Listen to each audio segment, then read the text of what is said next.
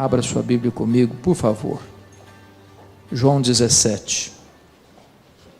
Tendo Jesus falado estas coisas, levantou os olhos ao céu e disse: Pai, é chegada a hora. Glorifica teu Filho, para que o Filho te glorifique a ti. Assim como lhe conferiste autoridade sobre toda a carne, a fim de que ele conceda a vida eterna a todos os que lhe deste. E a vida eterna é esta: que te conheçam a ti, o único Deus verdadeiro, e a Jesus Cristo a quem enviaste. Eu te glorifiquei na terra, consumando a obra que me confiaste para fazer. E agora glorifica-me, ó Pai, contigo mesmo, com a glória que eu tive junto de ti antes que houvesse mundo. Manifestei o teu nome aos homens que me deste do mundo. Eram teus, tu nos confiaste, e eles têm guardado a tua palavra. Agora eles reconhecem que todas as coisas que me tens dado provêm de ti, porque eu lhes tenho transmitido as palavras que me deste, e eles as receberam e verdadeiramente conheceram que saí de ti, e creram que tu me enviaste. É por eles que eu rogo, não rogo pelo mundo, mas por aqueles que me deste, porque são teus. Ora, todas as minhas coisas são tuas, e as tuas coisas são minhas, e neles eu sou glorificado.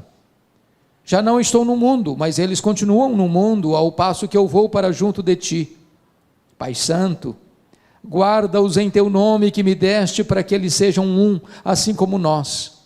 Quando eu estava com eles, guardava-os no teu nome que me deste, e protegi-os, e nenhum deles se perdeu, exceto o filho da perdição, para que se cumprisse a Escritura.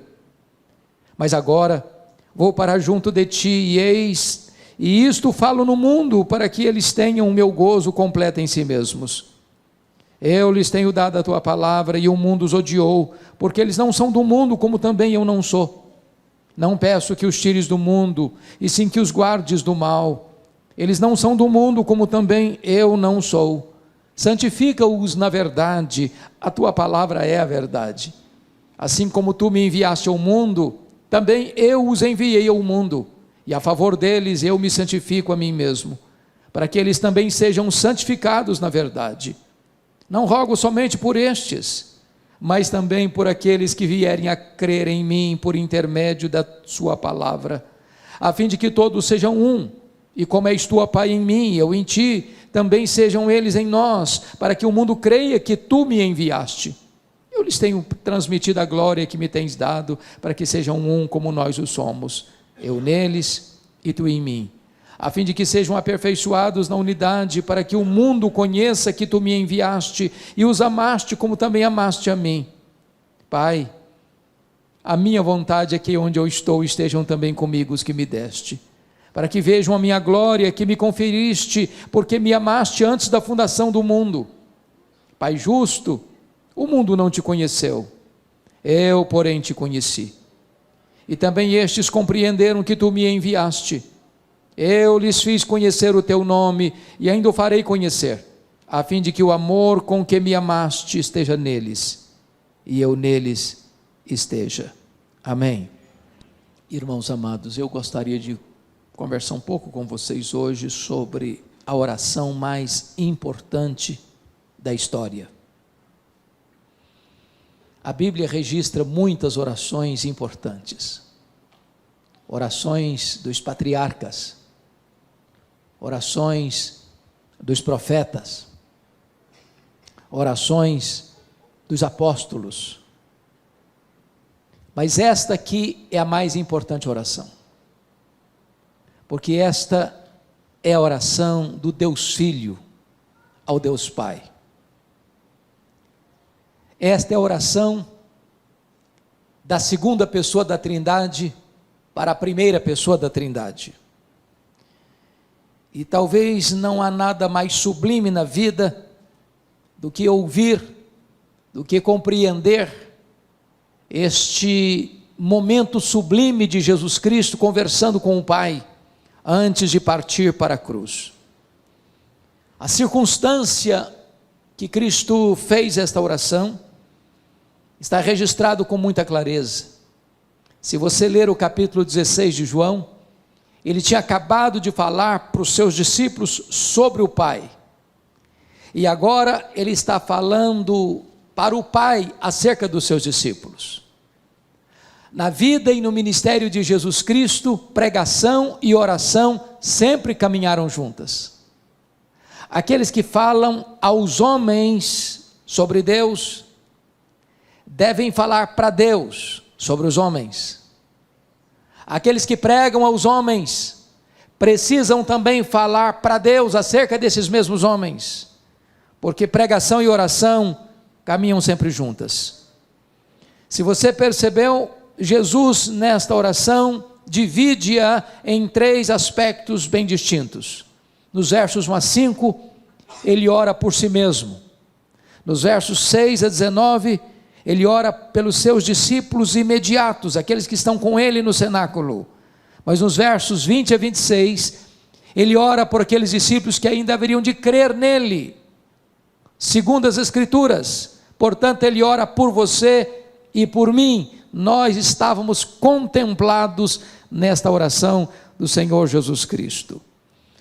Se você notar o contexto imediato, Jesus já havia ali no cenáculo lavado os pés dos seus discípulos. Jesus já havia alertado Pedro de que ele o negaria naquela mesma noite. Jesus já havia desmascarado Judas Iscariotes. Jesus já havia falado para eles acerca do céu, da casa do Pai, da sua segunda vinda e da promessa do derramamento do Espírito Santo. Ali Jesus já havia instituído a ceia. Ali Jesus já estava mergulhando na sombra da cruz, quando ele faz esta oração ao Pai, esta oração intercessória. Vale destacar que em momento tão agônico para Jesus, onde ele haveria de mergulhar sua alma na mais profunda angústia, que ele denomina de angústia de morte, onde o cálice da ira de Deus estava diante dele, ele não faz nenhum pedido nessa oração de qualquer livramento da dor, de qualquer livramento do sofrimento. Ele não pede nenhuma benesse material, temporal. O seu pedido é especificamente sobre bênçãos espirituais. Nesta oração de Jesus, ele se concentra em 4 assuntos: salvação, segurança, santidade e unidade. E eu gostaria então de tratar daquilo que estava no coração de Jesus, quando ele conversa com o Pai a nosso respeito. Primeiramente, vamos ver a primeira ênfase da oração, que é sobre salvação. E quando eu penso em salvação, e está nos versos 1 a 5, ele começa essa oração falando do instrumento da salvação, que é a cruz. Vejam vocês no verso 1, tendo Jesus falado essas coisas, levantou os olhos ao céu e disse: Pai, é chegada a hora, glorifica teu Filho, para que o Filho te glorifique a ti. Todos vocês sabem que a vida de Jesus se desenvolveu dentro de uma agenda estabelecida na eternidade, definida no céu, e ele vem à terra para cumprir rigorosamente esse cronograma. Quando solicitaram dele um milagre em Caná da Galileia, ele disse: não é chegada a minha hora. Quando foram prendê-lo, não puderam, porque não era ainda chegada a hora. Esta hora na agenda de Jesus tinha o seu ápice, tinha o seu cumprimento pleno na cruz do Calvário. Essa era a grande hora. Esse era o grande cronômetro de Deus estabelecido lá na eternidade. A grande hora era a hora em que ele daria a sua vida pela sua igreja, a hora em que o seu sangue seria vertido naquela cruz, a hora em que a paz e a justiça se beijariam no topo daquele lenho maldito, naquele tosco monte. Então, ele está falando que esta hora havia chegado, porque na cruz o plano de Deus se cumpriu. Na cruz o projeto redentor de Deus se estabeleceu. Na cruz a vitória de Deus sobre o diabo ficou extremamente eloquente, porque foi lá que ele esmagou a cabeça da serpente. Mas se você perceber, Jesus está dizendo que a cruz haveria de ser o momento do Pai ser glorificado. Glorifica o teu Filho, para que o Filho te glorifique a ti. Entendamos isso, irmãos.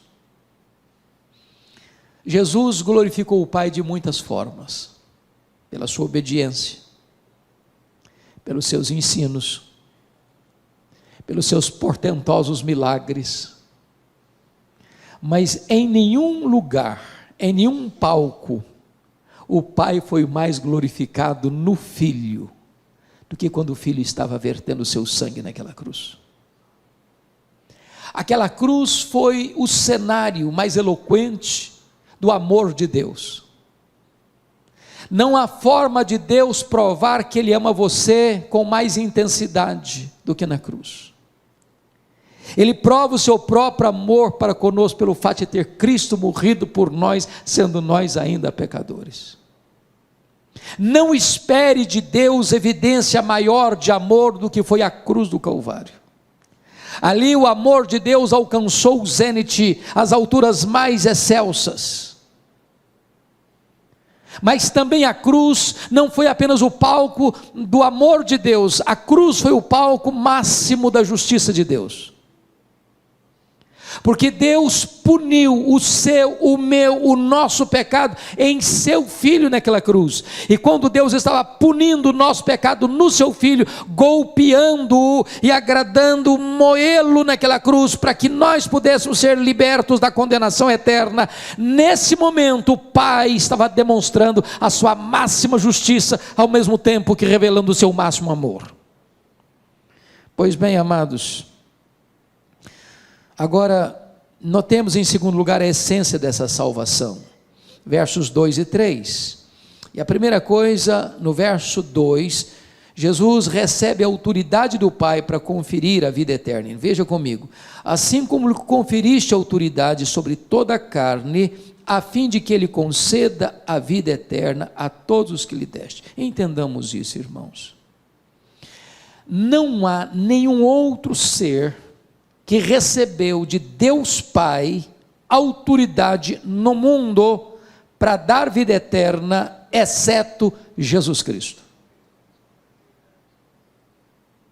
Nem os patriarcas, nem os profetas, nem os apóstolos, nem Maria, nem Pedro, nem Paulo, nem a igreja, nem qualquer denominação religiosa, nem qualquer concílio eclesiástico, nem qualquer encíclica papal, nem qualquer movimento humano tem capacidade, tem competência, tem autoridade para dar ao homem a vida eterna, a não ser Jesus Cristo. Só Ele pode salvar, só Ele é a porta do céu, só Ele é o caminho para Deus, só Ele é o mediador entre Deus e os homens. Não há nenhum outro nome dado entre os homens pelo qual importa que sejamos salvos, porque Ele recebeu do Pai essa autoridade para dar a vida eterna. Mas o que é vida eterna? E a resposta está no versículo 3, confira comigo. E a vida eterna é esta: que te conheçam a ti, único Deus verdadeiro, e a Jesus Cristo a quem enviaste. Então vamos entender algo tão importante aqui. Algumas pessoas pensam que vida eterna, irmãos, é uma quantidade de tempo que não pode ter fim.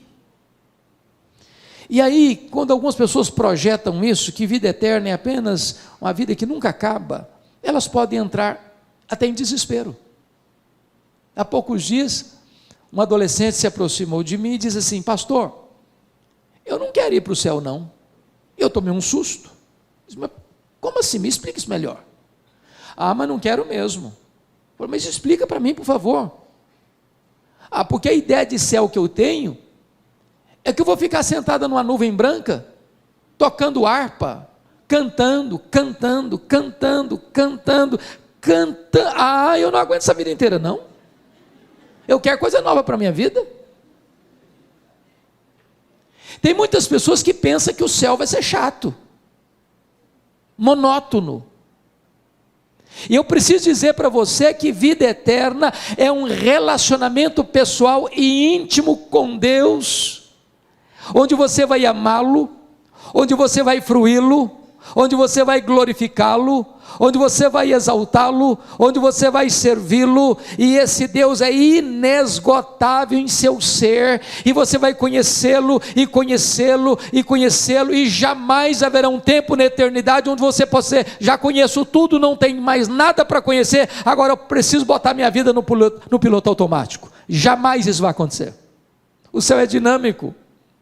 Então eu quero dizer uma coisa a você hoje, sabe o que você vai fazer no céu depois que você tiver 1 milhão de anos lá? Você vai conhecer a Deus. Sabe o que você vai continuar fazendo depois que você tiver 1 bilhão de anos lá no céu? Você vai continuar conhecendo a Deus. Esse conhecimento é a própria essência da vida eterna. Essa intimidade com Deus é a própria beleza, encanto e realidade da própria vida eterna. Então, notem comigo, em terceiro lugar, a consumação dessa salvação no versículo de número 4. Ele diz assim, eu te glorifiquei na terra, consumando a obra que me confiaste para fazer. Preste atenção na palavra consumando, porque esta foi a sexta e penúltima palavra do Senhor Jesus Cristo na cruz do Calvário, quando ele dá um brado, ele diz, está consumado, e essa palavra na língua grega é a palavra tetelestai, está pago, está consumado, está concluído, não tem mais nada por fazer. E essa palavra grega tetelestai, que é a mesma palavra consumado no grego, ela tem 3 significados. Primeiro, essa palavra era usada naquela época, quando um filho recebia uma incumbência de seu pai para fazer algum trabalho específico, e terminado esse trabalho, o filho chegava para o pai e dizia assim, papai, tetelestai, papai, eu concluí a obra que tu me confiaste para fazer. Quando Jesus está morrendo na cruz, ele está dizendo, papai, eu terminei a obra que tu me confiaste para fazer, morrer por amor daqueles que tu me deste, está concluída essa obra. Mas essa palavra tetelestai era usada num segundo sentido. Quando alguém ia pagar uma promissória num banco, quitando aquela dívida, ao pagar e saldar completamente a dívida, recebia então a promissória com um carimbo, tetelestai, está pago, está quites, não se deve mais nada. Eu quero dizer para você que crê no Senhor Jesus Cristo, que se você realmente crê nele, então a sua dívida foi quitada na cruz do Calvário. Então você está quites com a lei de Deus, então você está quites com a justiça de Deus, então já nenhuma condenação pesa mais sobre a sua vida, tetelestai. Mas essa palavra tetelestai tinha um terceiro significado no grego. Essa palavra era usada quando você comprava um bem imóvel, uma casa, uma propriedade, e ao receber a escritura registrada, porque você já saldou todos os compromissos financeiros, essa escritura recebia um carimbo, tetelestai, agora é seu de direito e de posse. Eu quero dizer para você que quando você creu no Senhor Jesus Cristo, é como se Deus estivesse dando para você uma escritura do céu, registrada, dizendo, pertence a você, de direito e de posse, toma posse da vida eterna. A obra de Cristo foi concluída na cruz, e é isso que Jesus Cristo está dizendo para nós no versículo 4. Mas notem comigo o versículo 5, que trata da recompensa da salvação. E agora glorifica-me, ó Pai, contigo mesmo, com a glória que eu tive junto de ti, antes que houvesse o mundo. Prestem atenção, irmãos. A Bíblia não detalha como é que era esta glória que o Filho tinha com o Pai antes que o mundo fosse criado. Agora imagine que Deus criou todas as coisas e o centro do céu é Jesus.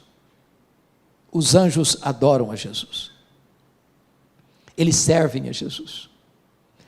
Tudo aquilo que jamais olho viu, ouvido ouviu, todas as riquezas e belezas inefáveis, indescritíveis, toda a bem-aventurança, toda a glória do céu, que Ele deixou para vir aqui se encarnar, pisar o nosso chão, vestir a nossa pele, beber a nossa água, comer o nosso pão, chorar a nossa lágrima, sentir a nossa dor e carregar sobre o seu corpo o nosso madeiro, Ele está tomando de volta. E agora diz: Pai, glorifica-me com a glória que eu tive junto de Ti, antes que houvesse mundo. Ele que pagou o preço pela nossa redenção, agora recebe a recompensa. É o que Paulo escreve em Filipenses capítulo 2, ele se esvaziou, ele se humilhou, ele assumiu a forma de servo, ele se humilhou até a morte, morte e cruz, pelo que também o Pai o exaltou sobremaneira, e lhe deu o nome que está acima de todo nome, para que o nome de Jesus se dobre todo o joelho, nos céus, na terra e debaixo da terra, e toda língua confesse que Jesus Cristo é Senhor, para a glória de Deus Pai. Ele está sendo exaltado, essa é a recompensa. Mas preste bem atenção comigo, por favor, no versículo 24. Você pode ler o verso 24 comigo? Vamos juntos? Você que tem versão atualizada, vamos lá?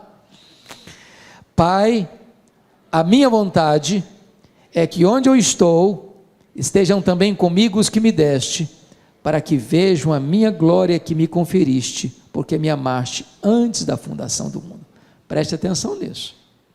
Você que vai para o céu, e se você creu em Jesus, você está embarcando para lá, passaporte garantido, entrada garantida, posse garantida, você vai contemplar toda a glória que o Pai conferiu ao seu Filho. Você não só vai ver, você vai usufruir. Nada que possa se referir neste mundo como belo e encantador pode ser comparado com aquilo que Deus preparou para você. E você vai ver isso, e você vai experimentar isso, e você vai usufruir isso para sempre e sempre e sempre. Esta é a salvação que Jesus está orando aqui por ela. Mas em segundo lugar, irmãos, essa oração trata de segurança, nos versos 6 a 14, porque você pode fazer uma pergunta: bom, ok, ele me salvou, mas quão segura é essa salvação? Será que eu posso ter certeza dessa salvação? Será que eu posso me apropriar dela? Irmãos amados, há muitos irmãos em Cristo, que embora salvos, por desconhecerem esta gloriosa verdade, vivem perturbadas, porque acham que elas podem perder essa salvação, e aí elas pensam: estou salvo de manhã, estou perdido de noite, estou indo para o céu de manhã, meu pai, estou indo para o inferno de noite, sou filho de Deus hoje, amanhã eu já não mais sou filho de Deus. E muitos crentes vivem nessa gangorra espiritual, nesses altos e baixos, porque a grande pergunta que Jesus trata nesse texto é: será que você pode ter certeza, garantia, segurança dessa salvação? Vamos ver a resposta. Primeiro, a nossa segurança está fundamentada na eleição do Pai. Então confira comigo, olha aí por gentileza, versículo 2, a fim de que Ele conceda a vida eterna a todos os que lhe deste. Olha o verso 6, manifestei o teu nome aos homens que me deste do mundo. Olha comigo o verso 9, mas por aqueles que me deste, porque são teus. Olha o versículo 11, Pai Santo, guarda-os em teu nome que me deste. Olha o versículo De número 24, Pai, a minha vontade é que onde eu estou estejam também comigo os que me deste. Preste atenção nisso.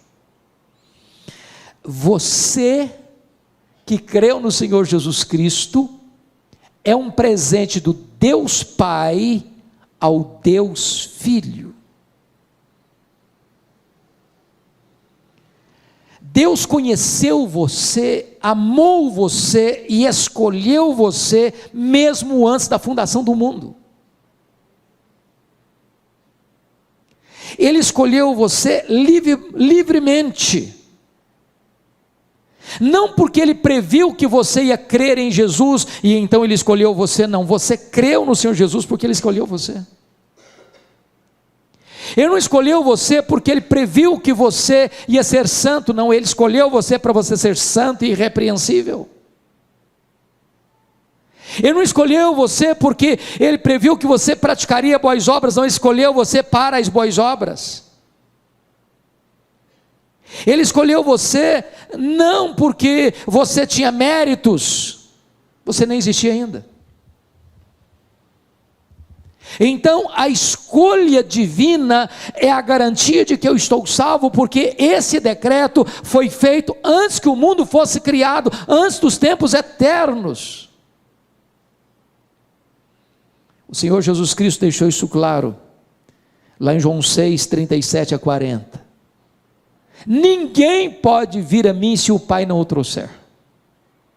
Todo aquele que meu Pai me dá, esse virá a mim. E o que vem a mim de maneira nenhuma eu o lançarei fora. Paulo diz: aos que Deus predestinou, a esses Deus também chamou. Aos que Deus chamou, a esses Deus também justificou. E aos que Deus justificou, a esses Deus também glorificou. Então entenda uma coisa, amado, não fomos nós quem escolhemos a Deus, foi Ele que nos escolheu. Não fomos nós quem passamos a amar a Deus primeiro, Ele nos amou primeiro. O nosso amor por Deus é o refluxo do fluxo do amor de Deus por nós. Aliás, nós não poderíamos jamais escolher a Deus, nós estávamos mortos nos nossos delitos e pecados, mas Ele nos amou, Ele nos escolheu e Ele nos deu de presente para o seu Filho, e o seu Filho verteu o seu sangue para nos resgatar da morte e do inferno. Você pode ter segurança. Segundo lugar, como é que você pode ter certeza dessa salvação? Segurança dessa salvação? Primeiro, por causa da eleição divina. Segundo, por causa do cuidado de Cristo. Olha comigo o verso 12. Quando eu estava com eles, guardava-os no teu nome que me deste, e protegi-os, e nenhum deles se perdeu, exceto o filho da perdição, para que se cumprisse a Escritura. Então preste atenção nisso. O Pai deu você ao Filho. O Filho promete uma coisa: eu guardei todos, nenhum se perdeu. Jesus não vai permitir que nenhum daqueles que o Pai deu a Ele, por quem Ele morreu, se perca. Foi Ele quem prometeu isso. Ele diz assim: as minhas ovelhas ouvem a minha voz. Eu conheço as minhas ovelhas, elas me ouvem e me seguem. Eu dou a elas a vida eterna, e ninguém as arrebatará das minhas mãos. Lá nas décadas de 70, 80, nós cantamos uma música assim: segura na mão de Deus e vai. Tem um problema teológico aí, porque se eu segurar na mão de Deus, eu sou tão fraquinho, que eu tenho o risco de largar a mão e cair. Sabe o que a Bíblia diz? Não sou eu que seguro na mão dele, é Ele que segura na minha mão. Ele segura na minha mão. E quando Ele segura na minha mão, não tem como eu cair. Dos braços de Jesus ninguém arranca você. Você tem uma segurança eterna. A sua segurança não está fundamentada em quem você é e no que você faz. A sua segurança está fundamentada em quem Ele é e no que Ele fez por você. Ele é quem guarda você.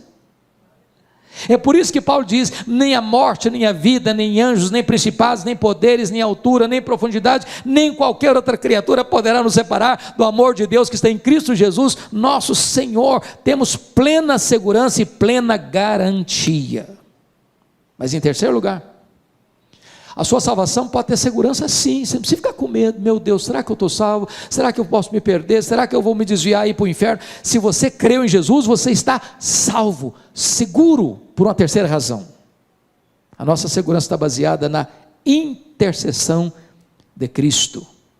Veja comigo, por favor, versículo 9.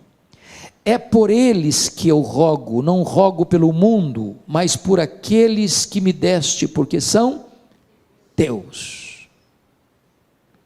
Olha o verso 11. Pai Santo, guarda-os em teu nome que me deste, para que eles sejam um, assim como nós. Agora olha comigo o verso 15. Não peço que os tires do mundo, e sim que os guardes do mal. Agora olha o verso 20. Não rogo somente por estes, mas também por aqueles que vierem a crer em mim, por intermédio da sua palavra. Vamos entender aqui algo glorioso, irmãos. Sua salvação está segura porque o Pai o escolheu. Sua salvação está segura porque o Cristo o guarda. E terceira, sua salvação está garantida porque Jesus Cristo é o seu intercessor.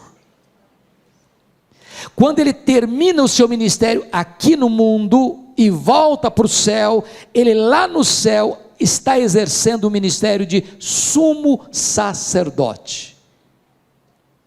Quando você grita por socorro, ele vem ao seu encontro e cerca você com o seu cuidado. Quando o inimigo acusa você diante do tribunal de Deus, ele se levanta como advogado justo, e não há a mínima chance do inimigo condenar você ou culpar você, porque está escrito assim: quem tentará acusação contra os eleitos de Deus? É Deus quem o justifica.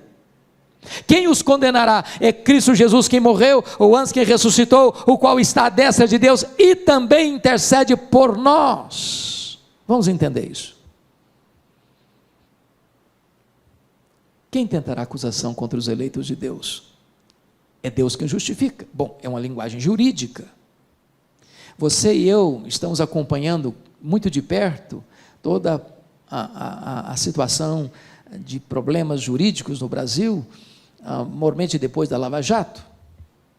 E você vê uma pessoa às vezes que é condenada na primeira instância, mas é absolvida na segunda instância, ou ela é inocentada na primeira instância e se apela para a segunda, e a pessoa é condenada na segunda instância ou na terceira instância até a quarta instância. Quando Paulo diz assim: quem tentará acusação contra os eleitos de Deus? É Deus que o justifica. Está dizendo o seguinte: a sua justificação aconteceu no Supremo Tribunal Federal do céu. Não há instância superior para se apelar, para mudar esse julgamento. O seu julgamento, no sentido de que você está quites com a lei de Deus e com a justiça de Deus, não pesa a condenação sobre você, foi feita na última instância do tribunal celestial, no supremo pretório divino. Não há chance de você ser condenado, porque Deus, o supremo juiz, declarou você já sem culpa, e por uma base legal, um outro alguém morreu no seu lugar, pagou a sua dívida, levou sobre si o seu pecado e recebeu no seu corpo a punição que você devia receber. Se Jesus recebeu a punição por você, você está quis com a lei de Deus, quis com a justiça de Deus, não pesa mais condenação sobre a sua vida. Sua salvação está assegurada. Mas veja você que Jesus agora está intercedendo também por situações da nossa jornada aqui. E por que ele intercede? Confira comigo o versículo 15. Não peço que os tires do mundo, e sim que os guardes do mal. A palavra mal aqui deveria ser melhor traduzida maligno. O que Jesus está dizendo é o seguinte: Pai, eu não peço que tu tires os meus do mundo, porque essa ideia que prevaleceu na Idade Média, de que esse mundo está muito contaminado, então eu não posso ser santo vivendo aqui, vou para um mosteiro, vou me isolar. O grande problema é que quando uma pessoa se isola do mundo, ela leva o seu problema junto com ela, porque o problema não está fora, o problema está no coração.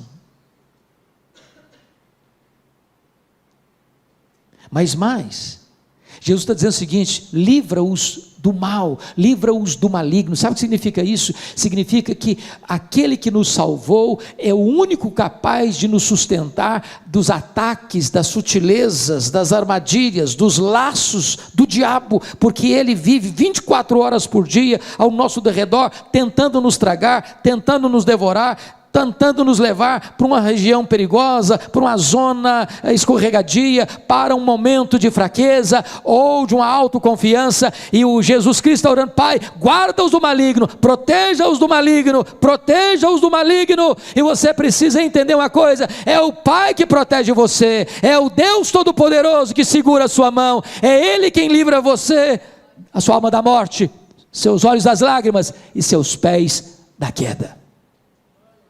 Mas mais uma coisa, irmãos, agora vamos ver comigo o terceiro ponto dessa mensagem, que é santidade. Bom, então vamos entender o raciocínio. Está falando de salvação, e a salvação é segura, e você pode ter segurança dela. Mas enquanto você caminha aqui, como é que você deve caminhar como um salvo? Como é que você prova que você é uma pessoa salva? Só basta bater no peito: eu estou salvo, está resolvido o assunto? Ah, eu sou membro da igreja presbiteriana de Vila Operária, então estou salvo. É isso?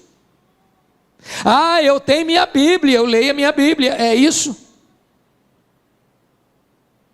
Qual é a evidência que você é uma pessoa salva?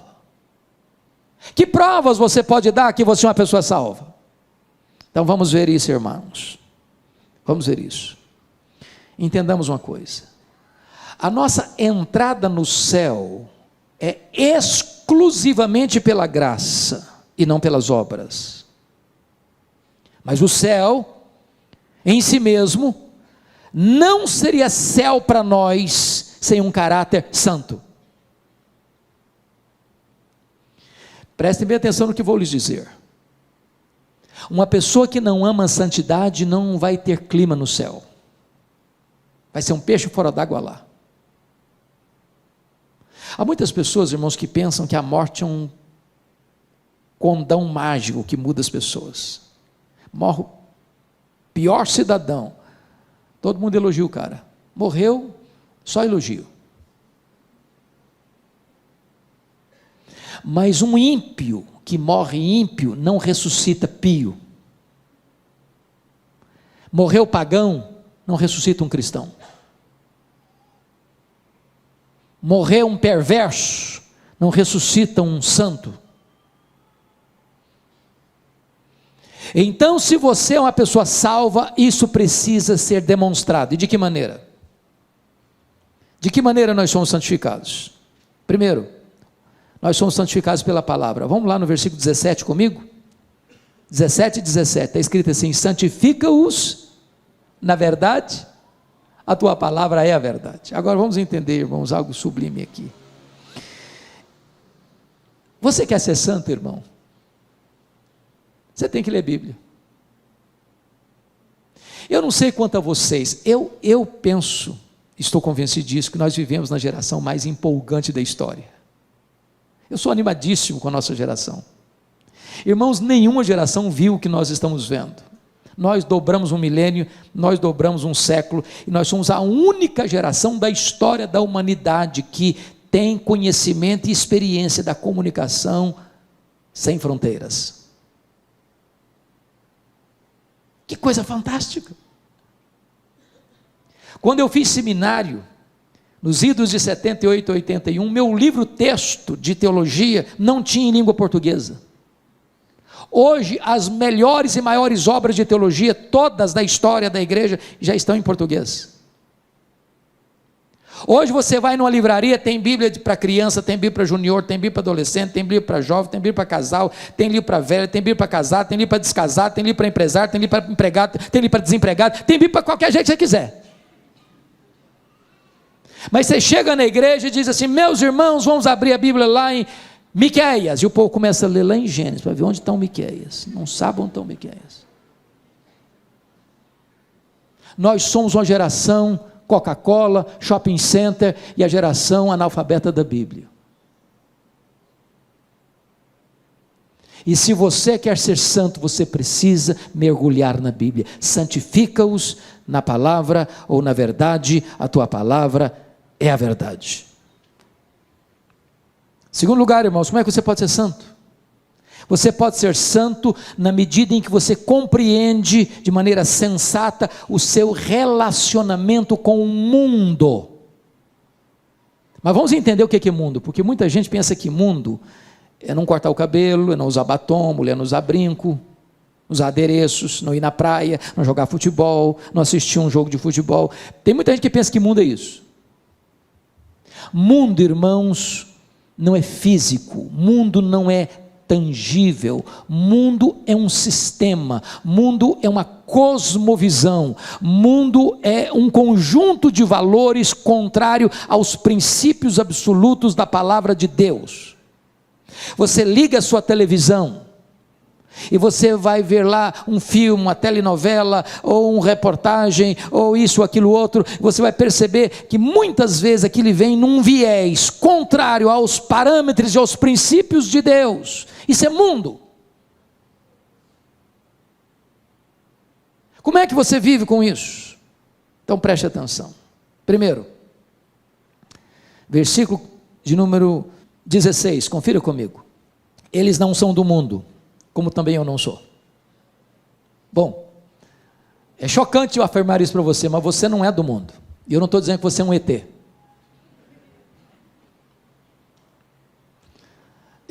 Deixa eu brincar um pouco para descontrair. Eu fui criado na região rural, na minha infância e começo de adolescência. Quando eu falo rural de verdade, sem luz elétrica, com lamparina de querosene. Até os meus 14 anos, eu tinha muito medo de defunto, de gente morta, de gente viva, nenhum medo. Meu pai era um exímio contador de histórias, mas a maioria delas macabras. Defunto que levantou do caixão, e vocês não imaginam o desespero que era fazer uma viagem sozinho de noite. Virava uma folha de bananeira, você achava que era um defunto que estava vivendo no caixão. Era um troço horrível. Eu morava do lado de um cemitério, minha família mora até hoje. Agora imagine comigo, eu saindo sozinho de casa, ao retornar ter que passar em frente ao cemitério, era um desespero. E um determinado dia, à noite muito escura, eu voltando, o coração acelerado de medo, quando eu olho uma senhora caminhando, e eu me aproximei, apertei o passo, falei, pelo menos vou ter companhia para passar em frente. Eu chego em frente, a mulher começa a bater papo, ela fala, meu filho, quando eu era deste mundo, falei, pronto, eu estou falando de um fantasma, um desespero total. É claro que Jesus não está dizendo que você é um fantasma, você não é desse mundo, significa o seguinte, você está aqui, mas os valores que regem a sua vida são outros valores. Os princípios que governam sua vida, seu casamento, sua família, seus negócios, seus lucros, seus gastos, seu lazer, sua mente, seu coração, suas emoções, suas palavras, suas reações, são outros princípios. Você não é deste mundo. Segundo, olha comigo o versículo 14. Eu lhes tenho dado a tua palavra e o mundo os odiou. Preste atenção nisso.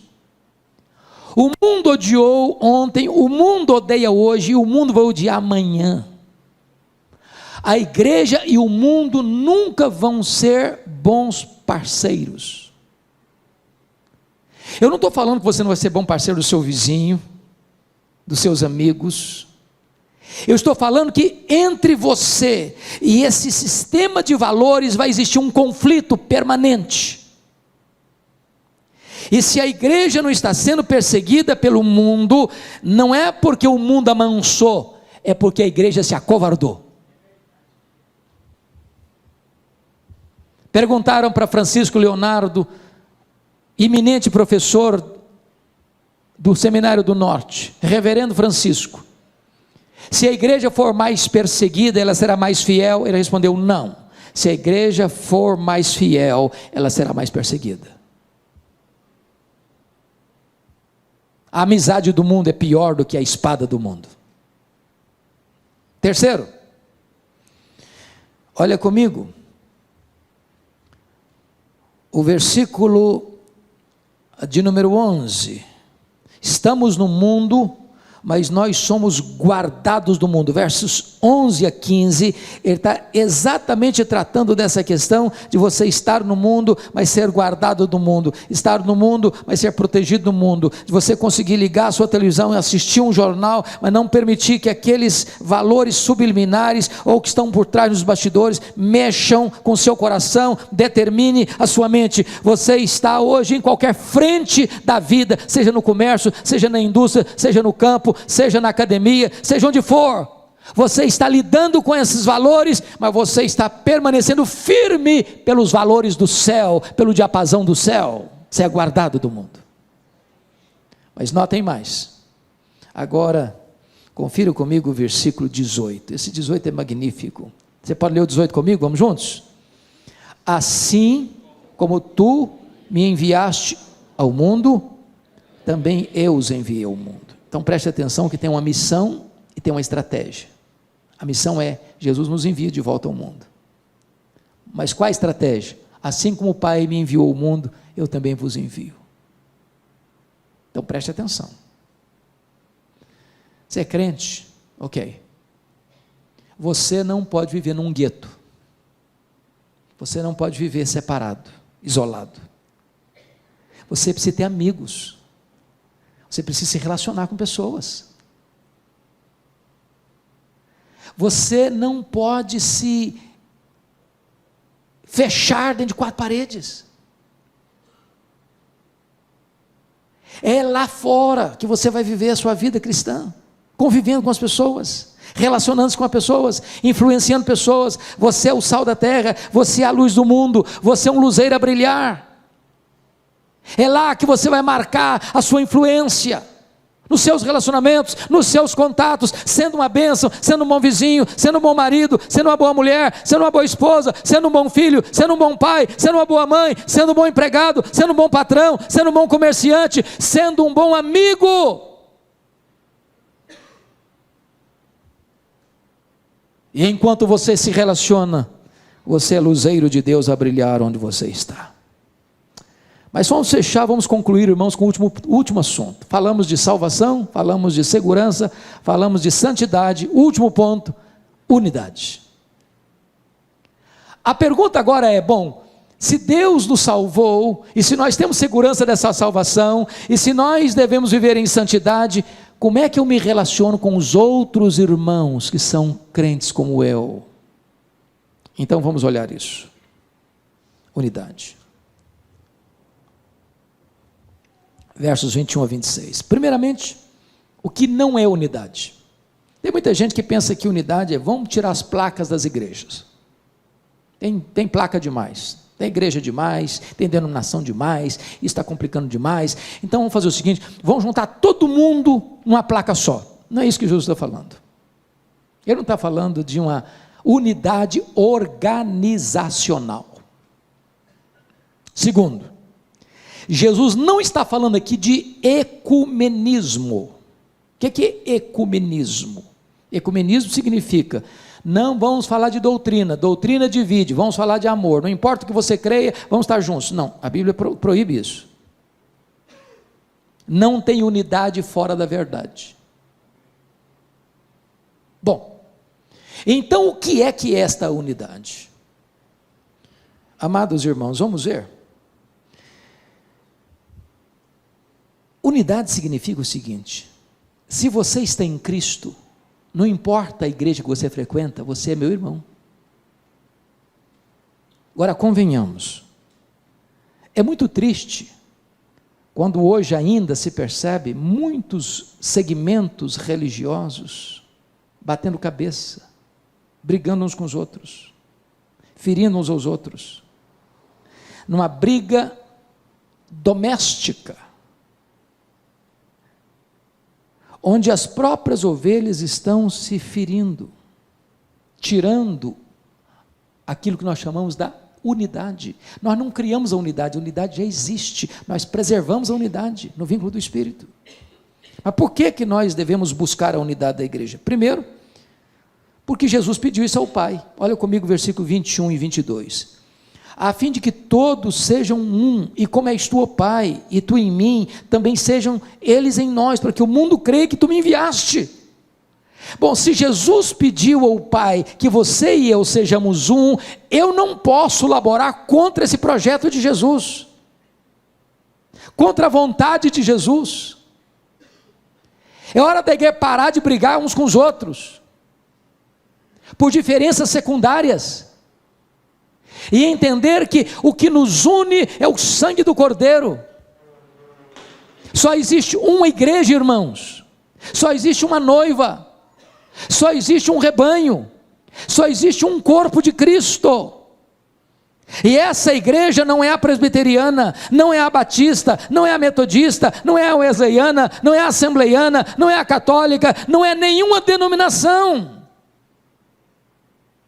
Certa feita, John Wesley, o grande avivalista do século XVIII, teve um sonho.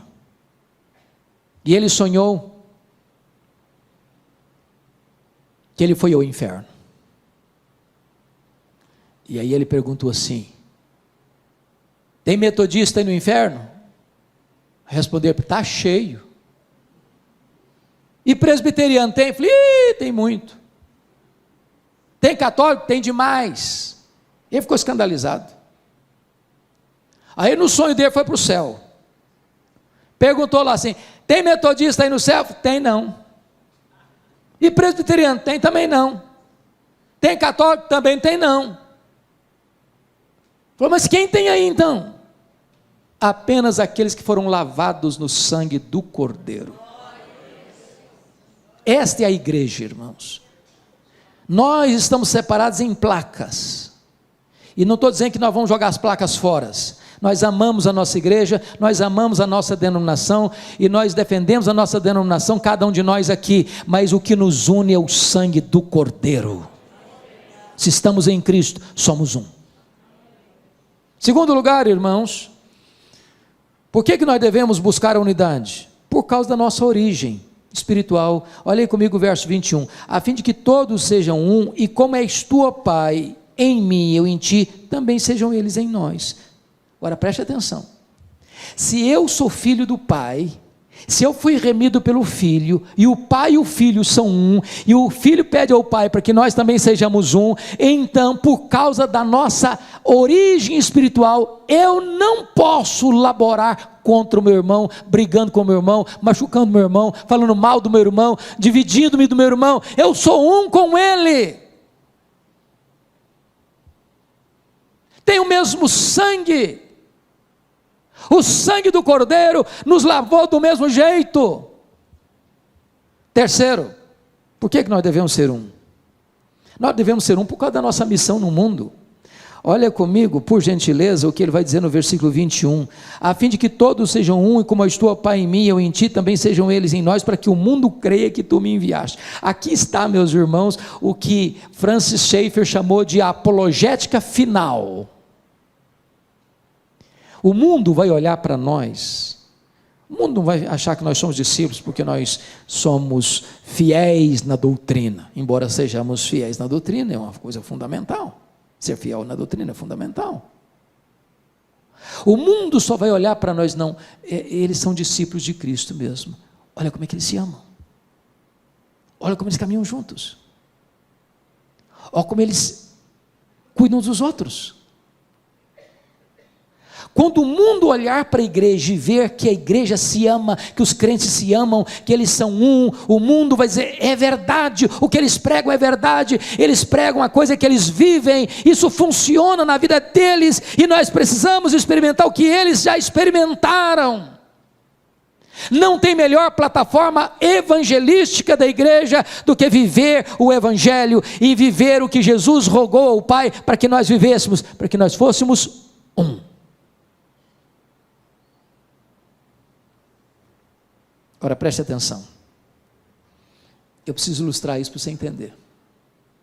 Eu acho que a melhor ilustração que eu já encontrei para essa unidade, eu encontrei em Juan Carlos Ortiz, pastor argentino, no seu livro Como Fazer Discípulos, Ser e Fazer Discípulos. E eu me dirijo talvez aqui a alguns agricultores, porque vocês vivem, para mim, e eu conheço boa parte do Brasil, a maior parte do Brasil, eu não conheço nenhuma região agrícola mais bonita do que a região de vocês. Então ele ilustrou da seguinte maneira: pense você está arrancando um pé de batatas inglesas, esses tubérculos, apreciados no mundo inteiro. Você arranca um pé de batatas, você tem várias batatas no mesmo pé. Mas tem umas maiores, outras menores, umas mais lisas, outras mais ásperas. Elas estão perto, mas elas não são uma unidade.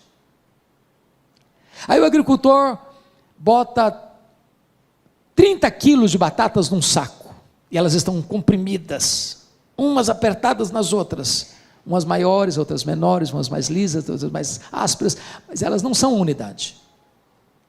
E aí o agricultor envia um caminhão de batatas à Ceasa, e aí tem um montão de sacos de batatas, elas estão muito juntas, mas não são unidade.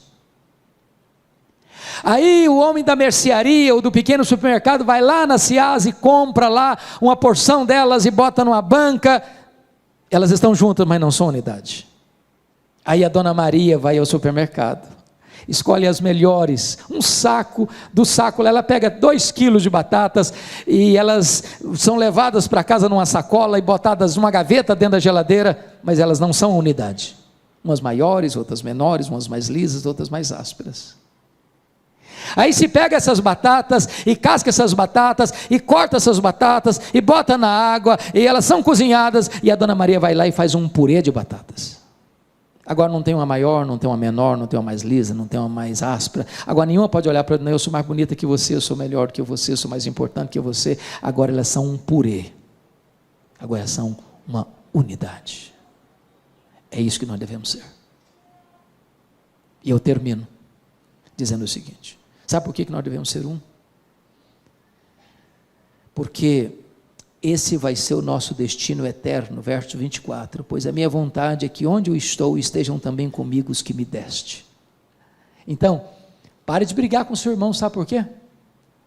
Se você achar que você é mais importante do que ele, que você é melhor que ele, que você sabe mais do que ele, que você tem mais dons do que ele, que você é mais maduro na fé do que ele, e que o irmãozinho é muito fraquinho, é muito isso, muito aquilo, quando você chegar no céu, sabe quem você vai ver lá? Esse irmãozinho seu. Se ele está em Cristo, você vai para lá. E é melhor você começar a aprender a conviver com ele aqui, porque você vai ter que viver com ele por toda a eternidade.